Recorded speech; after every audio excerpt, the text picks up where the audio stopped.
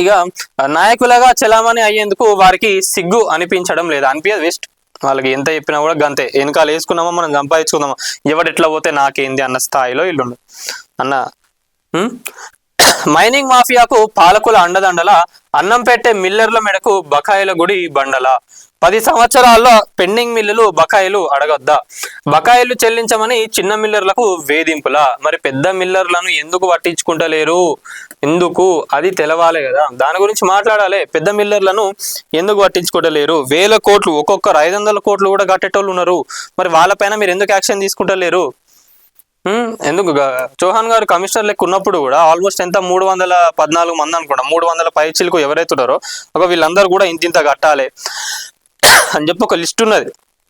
దాని గురించి కూడా మాట్లాడదాం, ఎందుకంటే ఇక్కడ వాళ్ళకి జరిగిన అన్యాయం ఏదైతే ఉందో దాని గురించి మాట్లాడుతున్నాం కాబట్టి అదే టాపిక్ స్టిక్ అయి ఉందాం. వస్తుంది ఇక 1 by 1 గా 300 మంది ఎవరైతున్నారో వాళ్ళ గురించి కూడా ఎవరెవరు ఎంత ఉన్నారు, ఎంత కట్టాలి ఏందనేది ప్రతి ఒక్కడు కూడా ఎన్ని ఎపిసోడ్లు చేసుకున్నా కూడా ఇక సాగుతానే ఉంటుంది సివిల్ సప్లై దానిపైన.